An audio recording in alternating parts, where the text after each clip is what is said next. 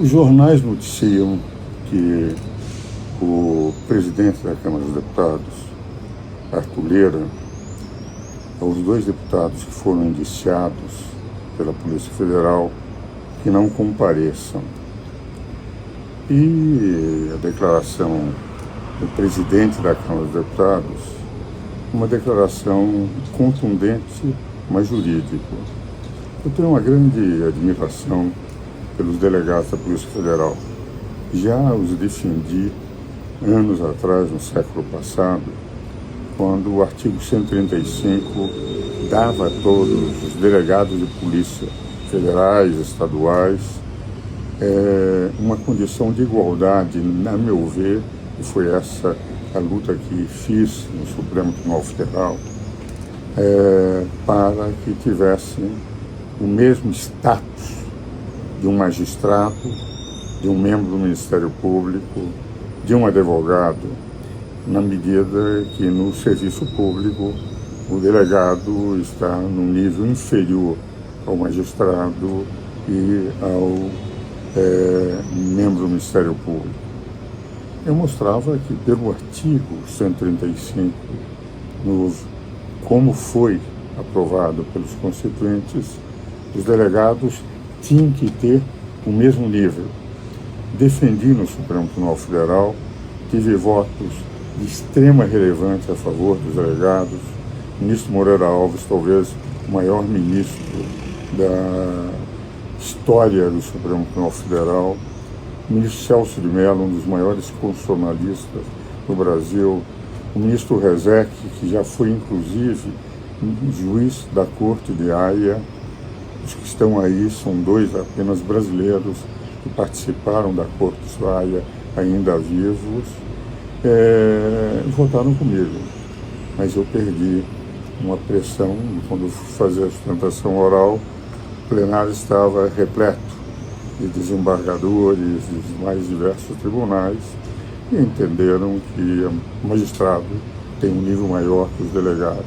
A meu ver, eles têm o mesmo nível jurídico em funções diferentes. As funções são diferentes, mas são servidores de extrema relevância. O Poder Judiciário não pode prescindir nem de um delegado de polícia para fazer investigação, nem de um advogado fazer a defesa, nem um Ministério Público fazer a acusação. Enfim, foi uma tese que eu defendi e que ainda entendo que tem as 4 carreiras no mesmo nível. Mas apesar dessa admiração dos delegados das 2 polícias, eu quero fazer uma observação sobre o 53. A Constituição tem essa redação: os deputados e senadores são invioláveis, civil e penalmente, por quaisquer de suas opiniões, palavras e votos. Não há nenhuma exceção. Digam o que eles disserem, por mais absurdo que seja, como eles representam dezenas, centenas de milhares de brasileiros, eles são invioláveis. Não há exceção.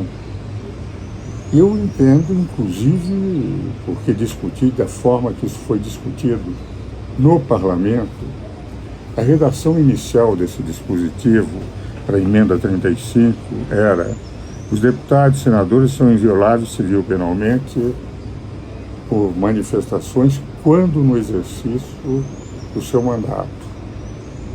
E o deputado José Roberto Batóquio, na ocasião o deputado federal, tinha sido presidente do Conselho Federal da Ordem, foi meu companheiro na seccional de São Paulo. Ele falou com o relator, que era o deputado Ibrahim Abiac, que tinha sido ministro da Justiça: temos que mudar essa redação. Se eu estou falando, por exemplo, com um eleitor meu fora do tribunal da Câmara, se eu estou em contato com a minha base eleitoral, eu estou, enfim, fora do exercício do mandato, mas fazendo algo importante. Vamos tirar para que não haja nenhuma exceção.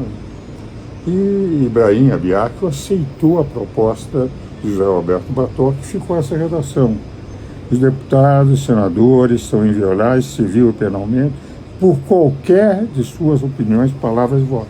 Não há exceção nenhuma. Por essa razão, essa manifestação do deputado, presidente da Câmara dos Deputados, o Arthur Lira, me parece absolutamente procedente. Se eles são invioláveis, eles não podem ser indiciados por algo que eles falaram na tribuna. A meu ver, nem por algo que eles falem fora da tribuna, nem falem em outros países, porque não há exceção no artigo 53.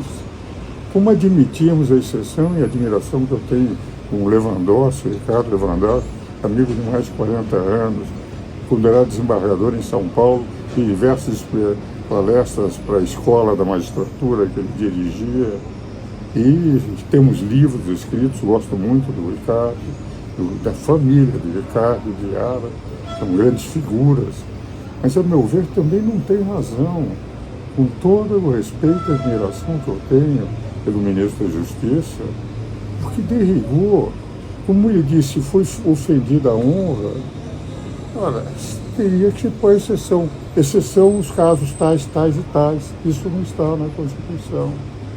E é por essa razão que eu quero cumprimentar o deputado Arthur Lira, com o respeito devido à Polícia Federal e ao ministro Lewandowski, que a minha interpretação coincide rigorosamente por ter vivido e comentado a Constituição brasileira com o Celso durante 10 anos, de 88 a 98. Hoje ela já foi muito modificada, aqueles comentários passam a ser mais material para estudo histórico dos comentários da Constituição, mas este artigo é uma inviolabilidade total.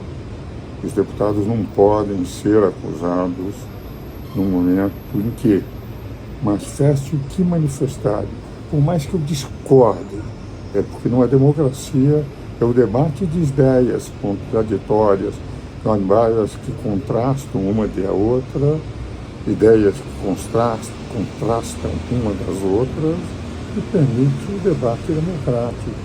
E se às vezes as expressões são mais grosseiras, quantas vezes eu sou atacado pelas minhas posições de forma grosseira, nem por isso eu respondo, não me importa, eu acho que cada um tem o seu estilo, alguns que gostam de ser grosseiros, alguns que gostam de ser elegantes, como por exemplo o ministro do Roberto Barroso, que nas discordâncias tem sempre muita elegância, nossos debates são feitos sempre com muita elegância, mas a verdade eu não posso deixar de comentar como eu vi, como está escrito na Constituição, uma inviolabilidade sem qualquer exceção.